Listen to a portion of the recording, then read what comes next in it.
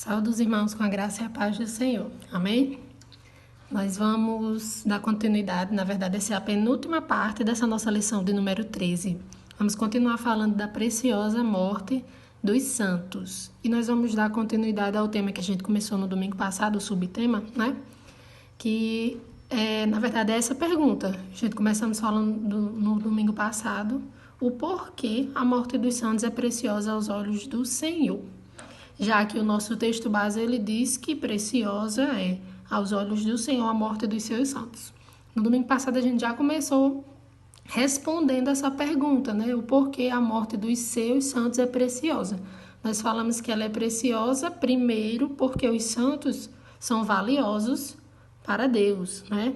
E hoje, dando continuidade a esse tema, a essa pergunta, nós vamos estudar que a morte dos santos ela é preciosa porque os santos eles morrem no Senhor e vamos entender o que significa isso, né?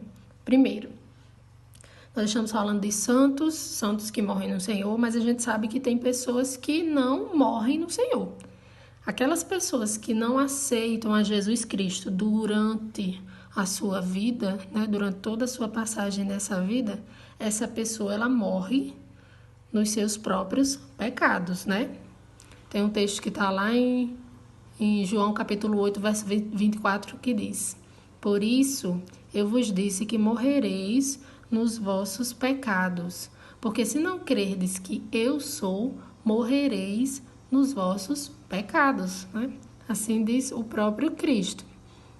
O pecador que não se arrepende dos seus pecados, quando ele morre em seus pecados, como o próprio Cristo falou. Já os santos, eles morrem também na condição de pecadores, que somos, né, também, mas nós morremos salvos por Cristo, né? Nós morremos na condição de pecadores crentes, mas salvos por Jesus Cristo, né? Os crentes, eles morrem no Senhor, né?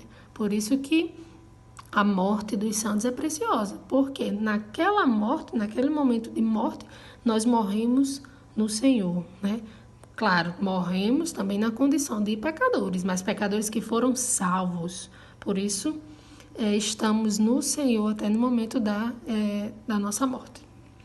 E tem outro texto muito interessante que fala sobre isso, está lá em Apocalipse, capítulo 14, verso 13. Diz: Então, ouvi uma voz do céu dizendo: Escreve, bem-aventurado os mortos que desde agora morrem no Senhor.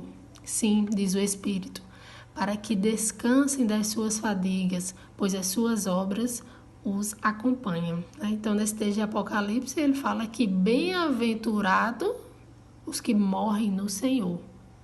Enquanto que em João, o próprio Cristo fala, né, dessa péssima realidade que é morrer nos nossos pecados. Sobre esse texto de Apocalipse, nós podemos tirar 3 lições dele. Primeira lição que a gente tira desse texto é um estado de felicidade, porque no versículo ele fala bem-aventurado, né? A morte do crente ela é uma felicidade, né? Nós temos que enxergá-la dessa forma, né? Porque a partir do momento que ele fala nesse texto de Apocalipse, que bem-aventurados são os que morrem no Senhor, significa que esse bem-aventurado é uma felicidade plena, né?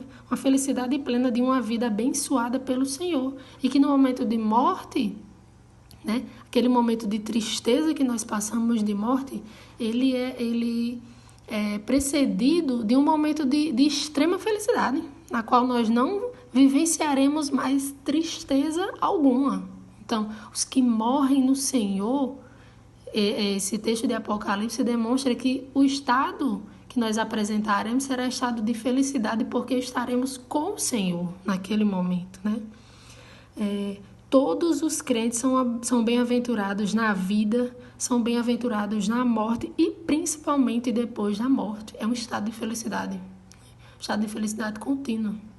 Segunda lição que a gente pode tirar desse texto é uma descrição de felicidade, né? Ele descreve felicidade, ele descreve dizendo que são felizes aqueles que morrem no Senhor. Então, a felicidade é isso, né? A felicidade que a gente vivencia aqui na Terra é uma felicidade passageira. Mas aqueles que morrem no Senhor têm uma felicidade contínua, uma verdadeira descrição de felicidade, uma felicidade plena, né? Aqueles que morrem unidos espiritualmente a Cristo, que durante o momento da sua morte se encontraram unidos, ligados a Cristo, eles serão felizes. Aqueles que morrem pela causa de Cristo serão felizes. Aqueles que morrem servindo a Cristo serão felizes. Essa é a verdadeira descrição de felicidade. Por isso que nossa morte é preciosa aos olhos de Deus. E a terceira lição que a gente tira é uma demonstração de felicidade, porque o texto diz que são felizes porque eles descansam dos sofrimentos desta vida, que não são poucos. Não são poucos. Nós descansaremos do pecado que muitas vezes nos acorrenta, muitas vezes nos oprime, né? Nós descansaremos da inveja, descansaremos das tentações, das injustiças, dos sofrimentos. A partir do momento em que nós morremos em Cristo, com Cristo, ligados com Cristo, nós descansaremos das tribulações, descansaremos das perseguições. Nós, meus irmãos, somos felizes porque nós recebemos como se fosse uma recompensa do Senhor, não pelas nossas obras, né? O texto fala que as nossas obras irão nos acompanhar.